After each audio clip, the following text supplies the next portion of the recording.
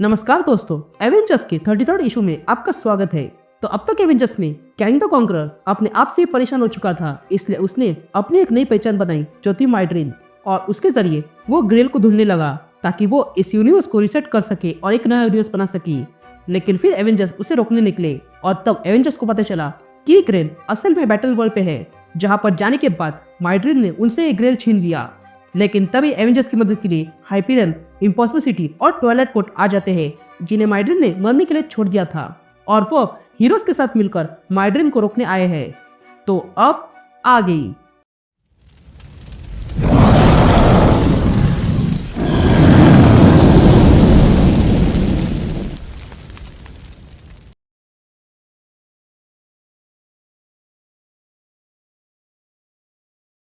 यहाँ एवेंजर्स और Twilight court मिलके माइड्रीन पर हमला करते हैं। तभी हमें इम्पॉसिबल सिटी की आवाज सुनाई देती है जो कहता है, मेरे क्रिएटर्स, मेरे दोस्त वापस आ गए हैं। वो है ट्वाइलाइट कोर्ट और हम उनकी मदद करने आए हैं जो मेरे दोस्त थे, और वो है एवेंजर्स। तभी इन सबको देखकर माइड्रीन को गुस्सा आता है और वो हमला कर देता है। यहाँ ट्वाइलाइट कोर्ट हमला करते हैं तो वही दूसरी ओर एवेंजर्स हमला करते हैं। तभी आर्थर अपनी टीम से कहता है, एवेंजर्स, अब तक तुमने बहुत मदद की है, अब हमें अवसर दो मदद करने का। ये कहते ही वे लोग ज़ॉम्बीज पर हमला कर देते हैं। यहाँ कैप्टन मार्वल हमला करते हुए ट्वाइलाइट कोर्ट से कहती है, हमें लड़ाई करे हुए बस साल हुआ है ना। जिस पर लैंसलॉट कहती है, वो तुम्हारे लिए है लेकिन हमारे लिए समय खो चुका था। यहाँ आयरन मैन ज़ॉम्बीज को मारते हुए बिडीवर से पूछता है कि तुमने ये इम्पॉसिबल सिटी बनाई थी ना। जिस पर बिडीवर कहता है, हाँ बनाई थी, वो भी कैंग के डेमोकल बेस के हिस्से से। या मॉडरेट स्कारलेट विच से कहती है कि हमें लगा था कि हम इम्पॉसिबल सिटी की याद में कैंपलट बना रहे हैं। जिस पर स्कारलेट विच कहती है, हाँ पर तुमने अनजाने में ही इम्पॉसिबल सिटी बना दी। तभी सैम पूछता है कि अगर ऐसा है तो तुम इस इम्पॉसिबल सिटी को अकेला छोड़कर क्यों गए। जिस पर पर्सिफल कहता है, हमारे पास और कोई रास्ता नहीं था। ग्रेट बैटल के बाद हम लोग अलग हो गए और फिर एक बार एक होने के लिए हमें इतने साल लग गए। इधर स्टॉर्म गेलहॉर्न से पूछती है कि तुम्हें तो माइड्रीन ने बनाया था ना, पर वो ही कैंग है। जिस पर गेलहॉर्न कहती है कि हम दोनों के साथ खेल हुआ है। जिस पर विजन कहता है, हाँ पर ये गेम अभी खत्म होने वाला है।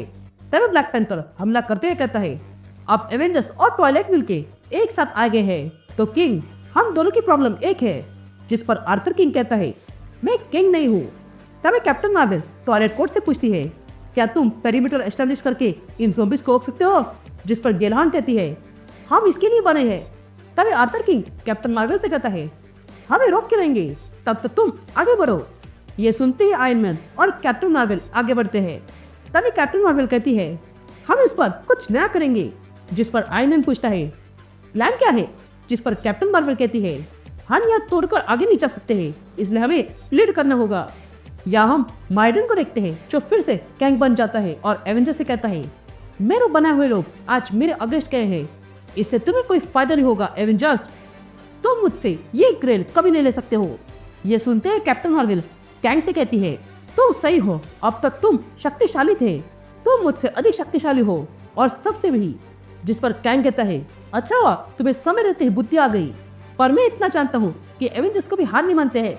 जिस पर कैप्टन मार्वल कहती है, हाँ नहीं मानते हैं, और तब भी नहीं मानेंगे जब एशियन कंबाइन अर्थ पर आई थी।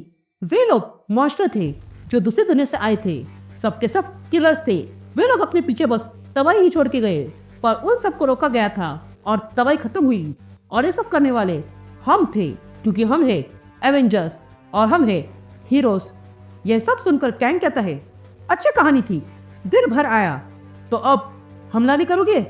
जिस पर विजन कहता है कि हम हमला अवश्य करेंगे, पर तब जब आवश्यकता होगी। जैसे कि एक्समैन को जब आवश्यकता थी तब हम उनके साथ मिलकर ऑर्कस से लड़ पड़े थे। ये सुनकर कैंग कहता है, यह देखने जैसा है। तभी टॉमी कहता है, तुमने ये नहीं देखा होगा कि आसमान काला पड़ गया था और तब वैम्पायर्स ने हमला किया था और हमारी हालत खराब हो गई थी, लेकिन फिर भी हम रुके नहीं, हमने डटकर सामना किया और फिर अर्थ पर उजाला ला दिया। तब ये बातें सुनकर कैंग कहता है, ये सब बताने का मतलब क्या है। जिस पर स्टॉर्म कैंग से पूछती है, एनीथिंग का मतलब जानते हो।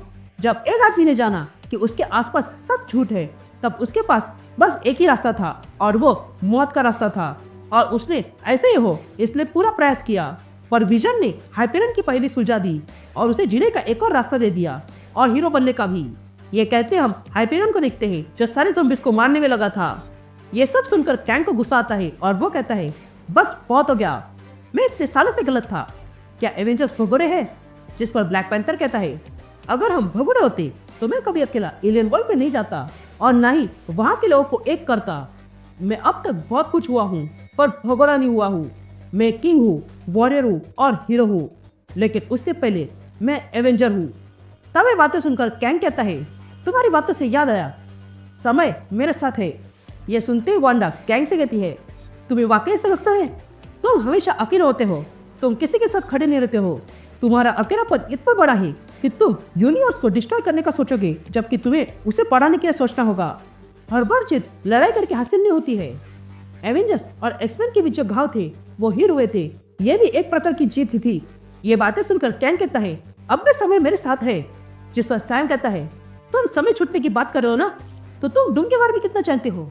क्या तुम्हें पता है कि उसने पूरी दुनिया पर कंट्रोल किया था? उसी समय मास्टर ऑफ इविल ने इम्पोसिबल सिटी पर हमला किया था और इन्हें रोकने के लिए हमारे पास समय कम था, लेकिन फिर भी हमने उसे रोका।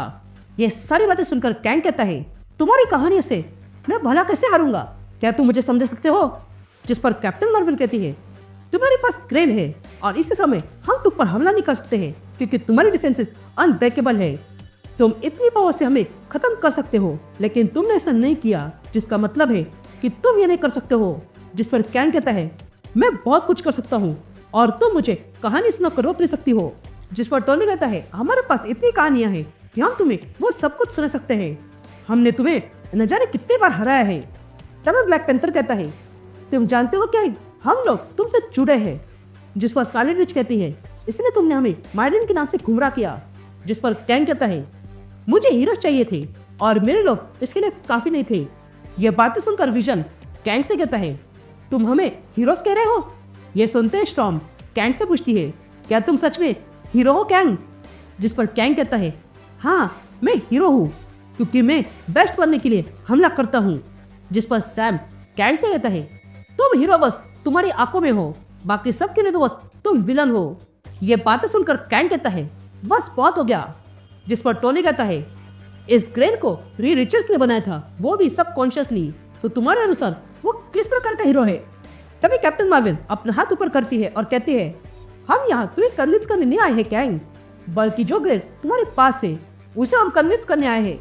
यह सुनते ही कैंग देखता है कि ग्रेन में हलचल होने लगी थी और तब कैप्टन मार्वल उस ग्रेन को अपने पास ले आती है, जिस कारण कैंग कमजोर हो गया था। और तब वो कहता है नहीं ये किसी को छू नहीं सकता है। जिस पर कैप्टन मार्वल कहती है उसने चुनाव कर दिया है कैंग और ये सब खत्म हो गया है। यह सुनकर कैंग हंसने लगता है और कहता है क्या कहा खत्म? ये कहते ही कैंग जोर से हंसते हुए कहता है तुम लोग बस बकवास करते हो, ये सब शुरू हो चुका है। ये गर्ल ने इनिशियलाइजेशन शुरू कर दी है और अब जो शुरू हुआ है उसे रोका नहीं जा सकता है। कॉस्मिक मैकेनिज्म मोशन में आ चुका है और ये तुम्हारे हाथ के बाहर है। एक नया यूनिवर्स अब भी जन्म लेने वाला है और उससे यह पुराना यूनिवर्स खत्म हो जाएगा। तो बता मुझे हीरोज तुम में से कौन इस यूनिवर्स से बचकर बाहर आएगा? ये कहते हम देखते हैं कि कैंग वहीं पर बैठा हुआ था और रियलिटी टूटने लगी थी।